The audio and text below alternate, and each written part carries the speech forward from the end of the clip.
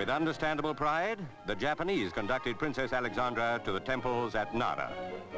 The party was accompanied by priests, all conscious that their religion flourished here 1,000 years before our own Norman conquest.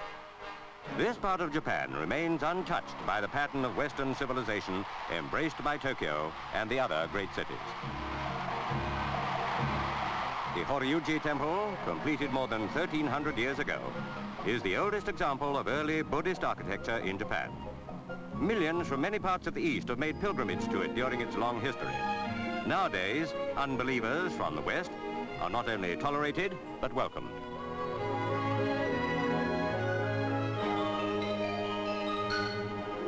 As though Japanese paintings had come to life, geisha girls, against the background of a mist-shrouded lake, walked in the gardens of the Sento Palace at Kyoto, 20 miles from Nara.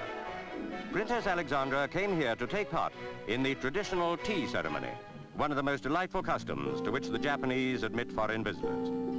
Evidently, in Kyoto, once the capital of the country, nobody just drops in for tea.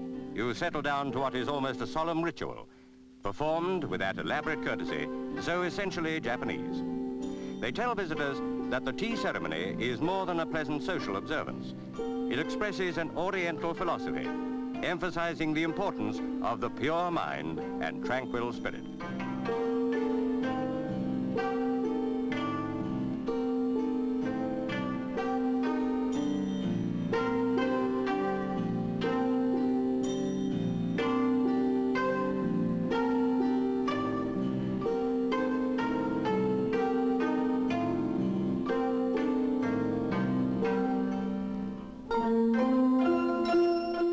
The tea ceremony couldn't be interrupted even if they had a work break.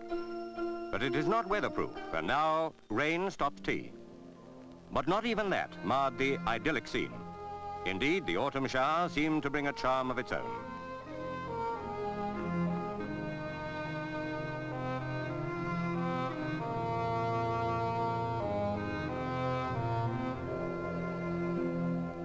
The girls are trained to entertain visitors, but there was no need to call upon their training. Clearly, the princess made quite a hit with them. And as the geishas are professional dancers and singers, they were soon giving a picturesque performance.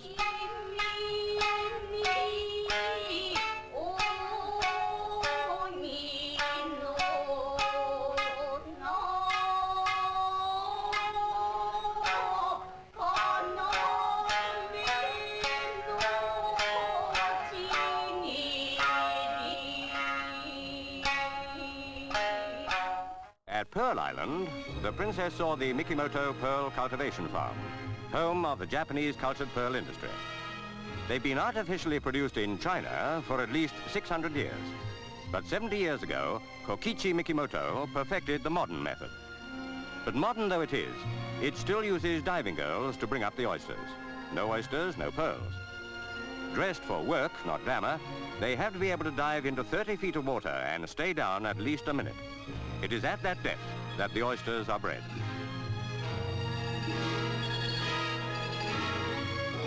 On this occasion, the divers were seeking oysters in which pearls had been in cultivation for the full period of 7 years. That is, since they became fully grown at the age of 3. At that age, they have a small bead of mother of pearl put under the shell, and the pearl substance forms round it. It was Mikimoto's idea, and he must have been a rich man when he died 7 years ago, aged 96. What sort of harvest will this little lot yield? In most of the shells, there'll be a pearl of some sort. On the average, 1 in 20 is good enough to be sold. For any girl's eyes, what a lovely sight. Pearl divers are so far removed from geisha girls, there can be no doubt that there must be something about Princess Alexandra that very much appeals to all Japan's young womanhood. She makes a perfect royal visitor.